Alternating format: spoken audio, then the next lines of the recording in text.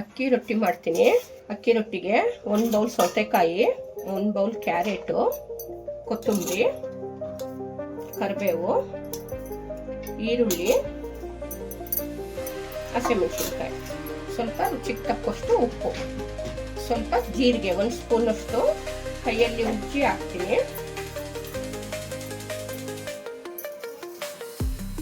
1 ಬೌಲಷ್ಟು ಅಕ್ಕಿ ಹಿಟ್ಟು ಹಾಕ್ಬಿಟ್ಟು ಚೆನ್ನಾಗಿ ಮಿಕ್ಸ್ ಮಾಡ್ಕೊತೀನಿ. ಸ್ವಲ್ಪ ಸ್ವಲ್ಪನೇ ನೀರು ನೋಡಿಕೊಂಡು ನೀರು ಹಾಕ್ಕೋಬೇಕು. ಸೌತೆಕಾಯಿ ಈರುಳ್ಳಿ ಎಲ್ಲ ಹಾಕಿವಲ್ಲ, ಅದರಲ್ಲೇ ನೀರಿನ ಅಂಶ ಜಾಸ್ತಿ ಇರುತ್ತೆ. ನೋಡಿ ನೀರು ಹಾಕ್ಕೊಳ್ಳಿ. ಹಿಂಗೆ ಬರ್ಬೇಕಾದ್ರೆ ಇದ್ರ ಮೇಲೆ ಸ್ವಲ್ಪ ನೀರು ಹಾಕ್ಕೊಳ್ತೀನಿ. ನೋಡೋಣ ನೀರು ಎಷ್ಟು ಹಿಡಿಯುತ್ತೋ ನೋಡಿ ನಾನು ನೀರು ಹಾಕ್ಕೊಳ್ತೀನಿ. ಇಟ್ಟು ಈ ಅದಕ್ಕಿರಬೇಕು, ಇಷ್ಟು ಗಟ್ಟಿ ಕಲಿಸ್ಕೋಬೇಕು.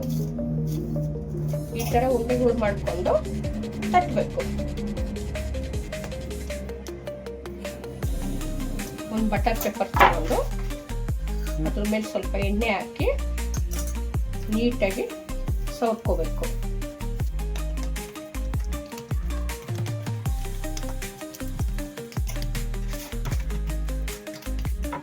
ಒಂದು ಕಡೆ ಹಂಚು ಕಾಸಕ್ಕೆ ಇಟ್ಟಿದ್ದೀನಿ, ಆಗಲೇ ನಾನು ಕಾಯಕ್ಕೆ ಇಟ್ಟಿದ್ದೀನಿ.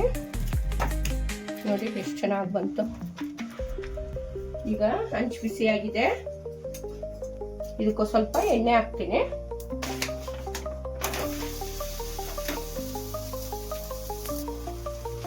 ನಿಧಾನಕ್ಕೆ ಈ ಥರ ಬಿಡಿಸ್ಕೋಬೇಕು.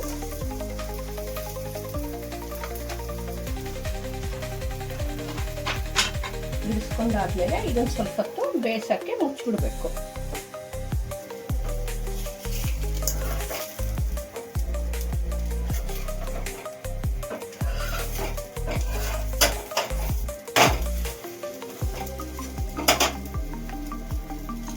ಮೇಲೆ ಒಂದು ಸ್ವಲ್ಪ ಎಣ್ಣೆ ಹಾಕ್ಬೇಕು.